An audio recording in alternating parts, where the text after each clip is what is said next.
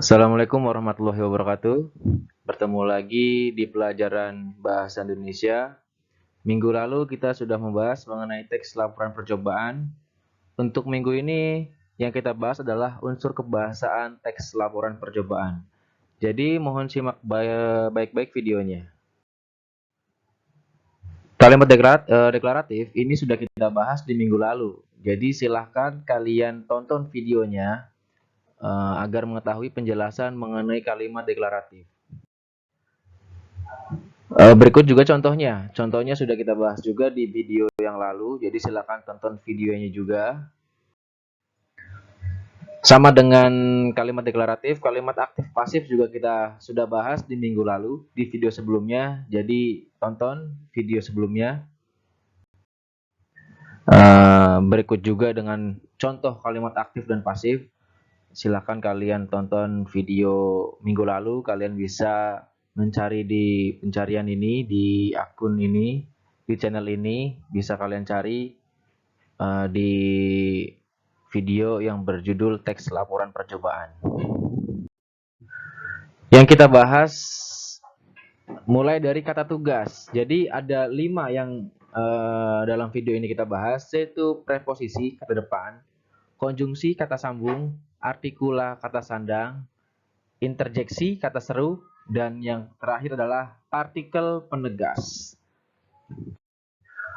Yang pertama kita bahas adalah preposisi atau kata depan. Preposisi adalah kata tugas yang terletak di depan sebuah kata, terutama pada kata benda yang berfungsi untuk menentukan hubungan suatu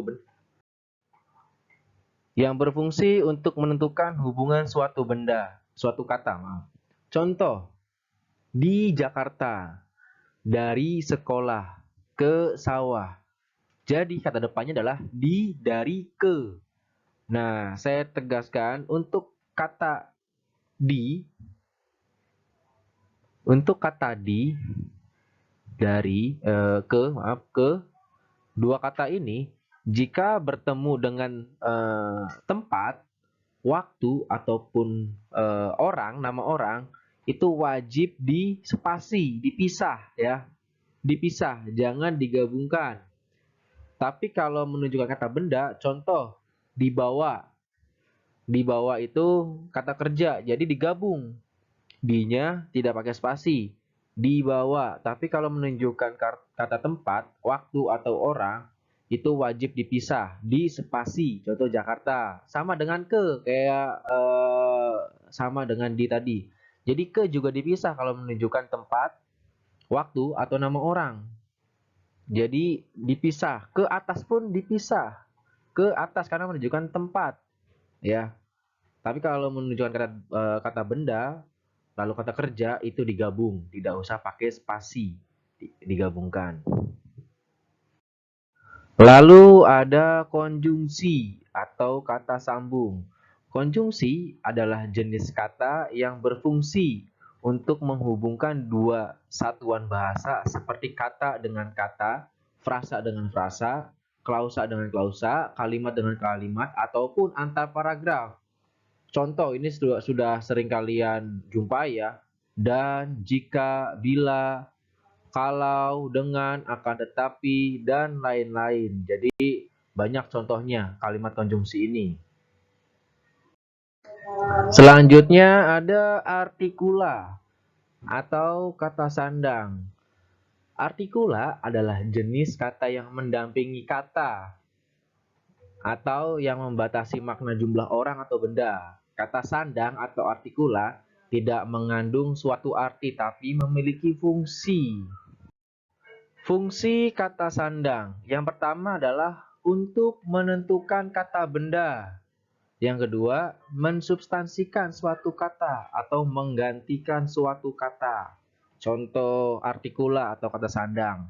Yang, itu, nya, si, sang. Tapi yang sering digunakan adalah kata sandang itu biasanya sering digunakan adalah si dan sang. Contoh, si beruang kutub. Atau sang legenda, atau si oren, boleh jadi kata sandang, atau sang penguasa. Jadi itu adalah salah satu contoh dari artikula atau kata sandang. Kemudian selanjutnya adalah interjeksi atau kata seru. Interjeksi adalah kata yang dipakai untuk mengungkapkan perasaan. Contoh kata seru yang terdapat dalam bahasa Indonesia. Yang pertama ada kata seru asli, yaitu ada contohnya wah, ya, hai, oh, nah. Nah, itu dia di contohnya. Hai, apa kabar? Nah, itu salah satu contoh kata seru asli. Lalu ada kata seru yang berasal dari kata-kata biasa, artinya kata seru yang berasal dari kata-kata benda atau kata-kata lain yang digunakan. Contohnya, celaka, masa, kasihan, celaka, tugas bahasa Indonesiaku belum dikumpulkan. Nah, itu salah satu contohnya. Lalu kata seru yang berasal dari beberapa ungkapan, baik yang berasal dari ungkapan Indonesia maupun berasal dari ungkapan asing, yaitu contohnya ya ampun, demi Allah, dan lain-lain. Jadi ini adalah contoh-contoh kata seru ya. Ada wah, ya, hai. Jadi ini kata seru asli. Lalu ada kata seru yang berasal dari kata-kata biasanya. Ada contohnya ada celaka, ada masa, ada kasihan. Lalu ada kata seru yang berasal dari beberapa ungkapan. Ada ya ampun, demi Allah, insya Allah, dan lain-lain. Lalu selanjutnya ada partikel penegas. Jadi di sini partikel penegas adalah kategori kata tugas yang meliputi kata yang tidak tunduk pada perubahan bentuk dan hanya berfungsi menampilkan unsur-unsur yang diiringinya. Dalam bahasa Indonesia terdapat jenis partikel penegas, yaitu ada kah, ada lah, ada pun, ada tah. Jadi eh, saya kasih contoh beberapa kah, contoh kata kah yaitu apakah dengan begini kau bahagia? Nah, itu contohnya kah. Lalu adalah, contohnya lah ya. Contohnya lah itu ada potonglah bambu itu. Potonglah. Jadi ada lah kata lah, potonglah bambu itu. Lalu ada kata pun. Adapun yang demikian, nah, ada punnya. Lalu ada tah, kalimat penegas tah. Contohnya, mana tah yang benar? Kau atau dia? Itu contohnya. Nah, dari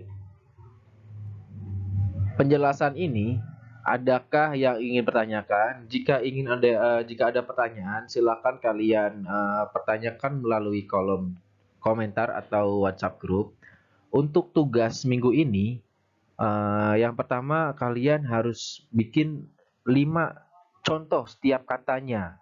Tadi ada contoh deklaratif, kalimat deklaratif, lalu ada kalimat aktif dan pasif, lalu ada tugas. Jadi kalian buat 5 kalimat deklaratif, 5 kalimat aktif dan pasif, 5 preposisi, 5 konjungsi, 5 artikulasi, 4 interjeksi atau kata seru.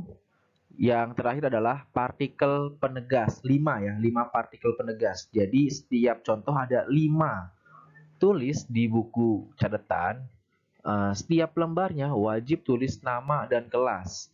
Nanti kalian kumpulkan di classroom, jadi jangan di kolase. Tapi kalian kirimkan setiap lembarnya. Dan setiap lembarnya, kalau lebih dari 1 lembar, wajib tetap tulis nama dan kelas. Nah, fotonya juga harus ada foto kalian saat mengerjakan, tapi jangan di kolase, ya. Jadi cukup sampai di sini penjelasan mengenai kebahasaan teks laporan percobaan. Jika ada pertanyaan silakan ajukan di kolom komentar atau di grup WhatsApp. Kurang lebihnya mohon maaf, saya akhiri. Wassalamualaikum warahmatullahi wabarakatuh.